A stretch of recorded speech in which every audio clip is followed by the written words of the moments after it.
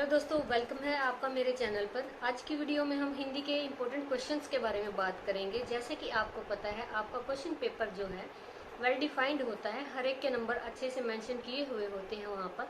हम इसी को अच्छे से समझेंगे, कहाँ से कितने क्वेश्चंस कितने मार्क्स के आते हैं। तो यहाँ पे आपकी जो हिंदी की बुक है उसके 3 से 4 पार्ट हैं। जैसे पहले में आप जितने भी करोगे काव्यगत जितनी या जैसे कि स्टैंजाज वगैरह आते हैं। सेकंड में गद्य आएंगे जहाँ से आपको पैसेजेस मिलते हैं, यानी गद्य मिलेंगे जिनको आपको प्रसंग सहित व्याख्या करनी है। लास्ट में आपको विशेषताएं लिखनी होती हैं, तो वो चीज़ें आप मेंशन वहाँ पे जरूर कीजिएगा। थर्ड पार्ट इसमें आपका आता है, दो पार्ट से आता है। एक तो साहित्य से रिलेटेड बातें पूछी जाती हैं, दूसरा फिर पूछा जाता है उसमें जो उपन्यास हैं या कहानियां हैं उनसे रिलेटेड बातें पूछी जा सकती हैं। या तो उनके बारे में पूछेंगे, उपन्यास के बारे में, या उनके जो उपन्यास की कहानियां हैं भी, उपन्यास की पूरा सार बताइए, उसका प्रतिपाद बताइए, कथा वस्तु बताइए, इस तरह से पूछा जा सकता है। फिफ्थ पार्ट इसका जो कि इम्पोर्टेंट भी है, फिफ्थ पार्ट में इसमें पूछा जा सकता है कैरेक्टर स्केच पूछे जा सकते हैं। यानी 5 पार्ट्स इसके, 4 मैंने बोले थे लेकिन 5वां जो है नॉर्मल, लेकिन उसमें भी आपको अच्छे से तैयारी करनी है। वहां से आपको 8 नंबर का जो है क्वेश्चन आता है, तो इसके लिए आपको अच्छे से तैयारी कर लेनी है। चलिए डिफाइन करते हैं हम क्वेश्चन पेपर को, साथ साथ मैं ये बताऊंगी कितने मार्क्स के यहाँ पे आएंगे। तो दोस्तों, जो आपके क्वेश्चन पेपर का फर्स्ट पार्ट आता है वो होता है जिसमें आपको स्टैंजा यानी कि जितने भी पद्य होते हैं उनको प्रसंग सहित व्याख्या करनी है और विशेषताएं, ये 3 पार्ट आपको उसके कर देने हैं। यानी आपका ये पूरा का पूरा स्टैंजा है, जो पद्य जो आएगा वो पूरे यहाँ पे का जो है 6 नंबर का, यानी 2 करने हैं, 6 नंबर के करने हैं, यानी 12 नंबर का आपका पूरा प्रसंग सहित व्याख्या करने वाला पार्ट आता है जिसमें आपको 2 स्टैंजा करने हैं। ये भी मोस्ट इम्पोर्टेंट पार्ट है। इसमें मैक्सिमम आपके जो फर्स्ट 4 लेसन हैं उसमें से सबसे ज़्यादा आता है, ऑप्शन आ जाता है आपका लास्ट के लेसन से। तो इनको फर्स्ट 4 लेसन्स आपके अच्छे से रिवाइज कर लेना, बिल्कुल अच्छे मार्क्स लेने के लिए। जो बाकी लास्ट लेसन्स बचते हैं, लास्ट जो आपकी कविताएं बचती हैं, उनमें आप उनको इजीली सिर्फ एक बार नज़र उनमें मार लेना। क्योंकि अगर कई बार ऐसा होता है कि जैसे फर्स्ट पार्ट में हमें कोई स्टैंजा अच्छे से डिफाइन करना नहीं आया, तो चॉइस में हम सेकंड पार्ट उठा सकते हैं। ठीक है दोस्तों, इसके बाद फिर हम यहाँ पे देखेंगे जो क्वेश्चंस आते हैं। मैक्सिमम इसके बाद क्वेश्चन उठता है, कैरेक्टर स्केच पूछे जा सकते हैं। किस किस के कैरेक्टर स्केच सबसे इम्पोर्टेंट है वो मैं आपको बताती हूँ, आप यहाँ पे लिख सकते हैं या दोबारा आप वीडियो सुन लेना। तो इसमें सबसे इम्पोर्टेंट जो क्वेश्चन आएगा कैरेक्टर स्केच से, वो कौन सा है, इसमें पूछा जा सकता है सबसे इम्पोर्टेंट माखनलाल चतुर्वेदी, रामधारी सिंह दिनकर, सूर्यकांत त्रिपाठी निराला, जयशंकर प्रसाद या अयोध्या सिंह उपाध्याय, अज्ञे जिनको बोलते हैं, ये आ सकता है। इसके साथ साथ इसमें इम्पोर्टेंट है मैथिली शरण गुप्त और रामधारी दिनकर। ठीक है, ये आपके 6 से 7 कैरेक्टर स्केच हैं जो 2 ऑप्शनल आते हैं। आपको ये कर ही लेने हैं क्योंकि इनसे भी क्वेश्चन आपका 8 नंबर का आएगा। तो एक 8 नंबर का जो क्वेश्चन है वो अच्छे से तैयार करने के लिए भी मैं आपको बताती हूँ। सबसे पहले आप इनकी बायोग्राफी यानी इनका जीवन परिचय थोड़ा सा डिफाइन करेंगे। इसके बाद इनकी शिक्षा से रिलेटेड या जो भी इन्होंने काम किए, साहित्य में काम किया या पर्सनली इन्होंने कोई जॉब वगैरह की, उसके बारे में डिफाइन करते हुए फिर आप अलग से हेडिंग डालेंगे, ब्लैक पेन से सुंदर से अक्षरों में लिखेंगे इनके जीवन से जुड़ी हुई जो आगे जो कहानियां होती है। जैसे कि इन्होंने कोई साहित्य से जुड़ी रचना की है, रचना में भी आपको अलग अलग, जैसे पहले सबसे पहले उपन्यास लिखोगे, उपन्यास के बाद आप लिखोगे कहानी, कविताएं, इसके बाद अन्य कोई इन्होंने रचना की है, जिस तरह एकांकी वगैरह लिखी है या कोई संस्मरण इन्होंने लिखा है, ये चीजें आप उसमें डाल सकते हो। अलग से डिफाइन कर दिया आपने। इसके बाद साहित्यिक विशेषताएं आप लिखेंगे, इन्होंने कौन सी भाषा का प्रयोग किया है, व्याकरण के किन शब्दों को उठाया है, इनकी भाषा शैली कैसी है, वो इस पॉइंट में आप सारा डालोगे। लास्ट पॉइंट आपका होगा मृत्यु, किस वजह से इनकी मृत्यु हुई है, तो ये आप बिल्कुल मोटे मोटे अक्षरों में हेडिंग डालेंगे और बिल्कुल लेफ्ट से नीचे उतर के, यानी एक सेंटेंस बिल्कुल सामने खाली छोड़ के नीचे से आप इनके जो जितना भी मतलब वर्णन है उसको अच्छे से डिफाइन करते चलिएगा। क्योंकि लेंथ ही मैटर नहीं करती है, मैटर करता है आपकी आंसर शीट का इम्प्रेशन भी करता है। जो आप सुंदर सुंदर खुले खुले यहाँ पे आसानी से लिखोगे तो उससे आपके मार्क्स अच्छे आएंगे। तो इसके बाद अब हम डिस्कस करते हैं नेक्स्ट पार्ट इस क्वेश्चन पेपर का क्या आता है। उसमें क्वेश्चंस आएंगे। क्वेश्चंस किस पार्ट से आते हैं, जो उपन्यास वगैरह है, जो जैसे कि संस्मरण वगैरह है, डायरी है, रिपोर्टाज है, ये आपका पार्ट इसमें उपन्यास से रिलेटेड है। तो इसमें इनके ही लिखे हुए यानी कि जो लेखक हैं जैसे भारतेंदु हरिश्चंद्र हैं, प्रेमचंद जी हैं, रामधारी सिंह दिनकर हैं, इनके आपको जो भी इन्होंने उपन्यास लिखे हैं उनके ऊपर उनका सार पूछा जा सकता है, क्योंकि उसमें छोटी छोटी जो कहानियां वो दी गई हैं। कहानियां तो एक बार पढ़ते ही आपको आसानी से याद हो जाएंगी, तो वहां से आप इनको कहानी तो याद कर ही लीजिएगा। साथ में उस कहानी से जुड़ा क्या पूछा जा सकता है ये भी मैं आपको बताती हूँ, वो भी कितने नंबर में आएगा। यहाँ से आपको 2 करने हैं 9-9 नंबर के, यानी 18 नंबर का ये क्वेश्चन मोस्ट इम्पोर्टेंट है। मैक्सिमम जहाज का पंछी अंधेर नगरी से उठाया जाता है।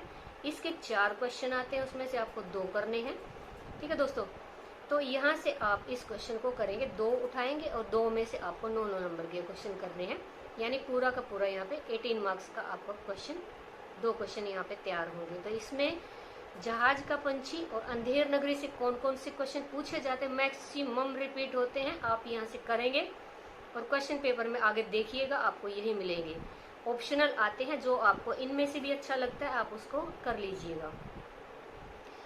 जहाज का पंछी उपन्यास से रिलेटेड पूछे जा सकते हैं। इसमें इस उपन्यास के यानी जहाज का पंछी उपन्यास है जिसमें मैंने वीडियो भी बनाई हुई है, उपन्यास के नामकरण की सार्थकता या समीक्षा, इन दोनों में से एक पूछा जा सकता है। इनके ऑप्शन में फिर क्या आ सकता है, जहाज का पंछी उपन्यास की कथा वस्तु कथानक, एक ही चीज है, घबराइएगा नहीं कि अलग अलग आ गई तो इसमें क्या लिखे, कथा वस्तु कथानक या फिर नायकत्व, ये सारे के सारे किसके नाम हैं। कथा वस्तु क्या होती है, कहानी मीन्स थोड़ी बहुत, ठीक है, और कथानक और जो कथानायक नायकत्व, ये चीजें क्या होती, हीरो के बारे में डिफाइन करना। तो ठीक है, यानी उसका हीरो कौन था आपको भी पता होगा उस लेसन को जब आप स्टोरी को पढ़ोगे, उसके बारे में पूछा जा सकता है। सेकंड पार्ट, इसमें हीरोइन कौन है, अब हीरोइन की भी आपको यहाँ पर डिफाइन करनी पड़ेगी। जहाज का पंछी में एक हीरोइन है लीला, उसका चरित्र चित्रण भी मैंने डाला हुआ है, तो आप यहाँ पे इसको भी आसानी से लर्न कर सकते हैं।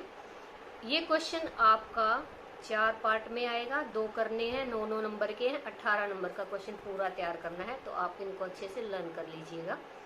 फिर इसमें अंधेर नगरी से क्या आ सकता है क्वेश्चन, सेम इसी के मतलब इसमें आएगा, ये 2 करने हैं। ये भी अंधेर नगरी से 2 नहीं करने, अंधेर नगरी वाला आपका पूरा एक क्वेश्चन आएगा, ये 8 नंबर का पूरा क्वेश्चन आपको करना है। ये भी वैसे तो 2 ही आएंगे, लेकिन इसमें से करना आपको एक है 8 नंबर का। तो अंधेर नगरी से क्या आ सकता है, अंधेर नगरी नाटक का काव्य, यानी इसकी काव्यगत विशेषताएं बताइए। फिर इसके बाद इसमें करेक्टर पूछा जा सकता है, किसका करेक्टर पूछा जा सकता है, गोवर्धन दास, मेन करेक्टर है जो, उसका ही करेक्टर पूछा जाएगा मेनली। तो ये 2 क्वेश्चन इसमें से भी ऑप्शन अगर आता है तो ये क्वेश्चन भी आपका पूरा 8 नंबर का बनेगा। फिर आपके क्वेश्चन यहाँ पे हैं, ये 2 क्वेश्चन करने हैं 5-5 नंबर के। ये क्वेश्चन कौन कौन से हो सकते हैं, बहुत इंपॉर्टेंट, बार बार रिपीट होने वाले, ध्यान से देखिएगा।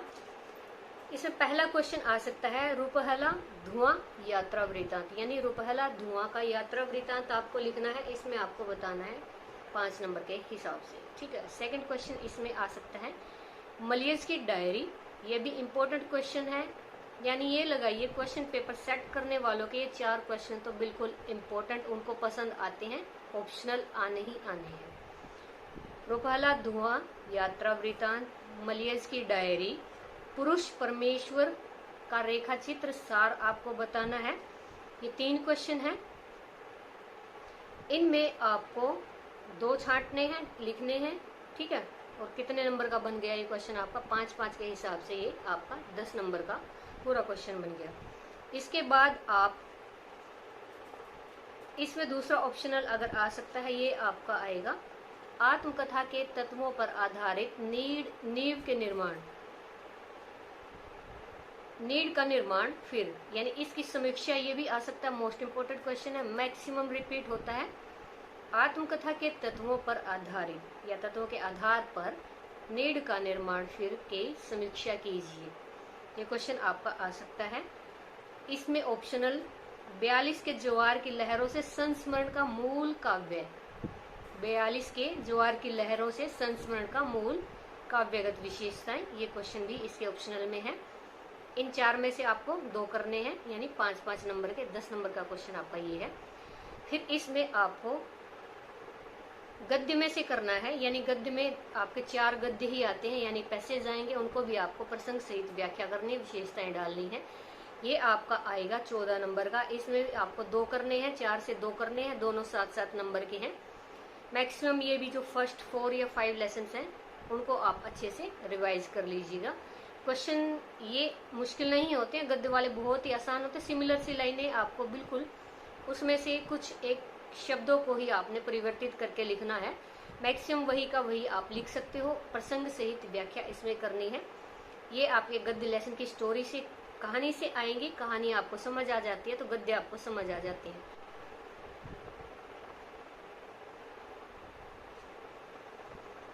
दोस्तों इसमें एक क्वेश्चन भी इम्पोर्टेंट क्वेश्चन है। इसमें आपको बताना है उपन्यास के उद्भव और विकास पर प्रकाश डालिए। ये भी क्वेश्चन आपका 8 नंबर का आएगा। इसके ऑप्शनल में कौन आ सकता है? इसके ऑप्शन में आ सकता है द्विवेदी युगीन काव्य की विशेषताएं बताइए, या इसी को हम बोलते हैं दूसरा नाम छायावादी युगीन काव्य की विशेषताएं बताइए। छायावादी आ जाए तब भी द्विवेदी लिखना है, द्विवेदी आ जाए तो छायावादी लिखना है, यानी ये दोनों क्वेश्चन एक ही हैं। इसमें आपको डिफाइन करना है कंपैरिजन में किसके आए हैं। ये हिंदी उपन्यास के उद्भव और उसके विकास के बारे में बताइए। इसकी जगह नाटक भी आ सकता है, हिंदी नाटक के उद्भव विकास, यानी ये 2 क्वेश्चन साथ में। कौन सा क्वेश्चन है इसके? द्विवेदी युगीन और छायावादी युगीन काव्य की विशेषता, ये भी 8 नंबर का क्वेश्चन है आपका। तो ये पूरा का पूरा क्वेश्चन पेपर आपका मैंने बता दिया है। इसमें मोस्ट इम्पोर्टेंट क्वेश्चन यही हैं और मेनली आपको यही रिवाइज करने हैं, बहुत अच्छे से रिवाइज करने हैं। अच्छा क्वेश्चन पेपर आपका इसी के आधार पर आएगा, आप अच्छे से तैयारी करना। साथ में अपनी जो आंसर शीट है उसको इम्प्रेसिव बनाना। थोड़ी थोड़ी लेंथ के साथ साथ आप क्या करेंगे, इसमें आपको कम से कम जो आपकी आंसर शीट है उसको इम्प्रेसिव तरीके से लिखना है, बिल्कुल पॉइंट टू पॉइंट डिफाइन करने हैं। ब्लैक और ब्लू पेन का यूज करना है, खिचड़ी नहीं बनानी है। अगर कोई चीज़ लेंथ है, जैसे कि उपन्यास के बारे में लिख रहे हो, तो उसमें आपको पैसेजेस को अलग अलग पार्ट्स में लिख देना है। यानी एक पैसेज इस तरह से खत्म हो जाता है 10-12 लाइन्स के बाद, आप दूसरे 10-12 लाइन्स लिखिएगा पैसेज के रूप में, अलग अलग पार्ट्स करके उसके। अगर उसमें कोई पॉइंट नहीं है, आंसर शीट अच्छी बनाइएगा, चेक करने वाले के लिए आसानी रहेगी। किसी भी एक सेट से आप देख लीजिए आपको कौन से क्वेश्चन अच्छे लगते हैं, पार्ट ए से पार्ट बी से, इस तरह से। तो ये आपका पूरा क्वेश्चन पेपर था, 80 मार्क्स का है। अच्छे से, बिल्कुल अच्छे से ये क्वेश्चन आप रट के जाइएगा।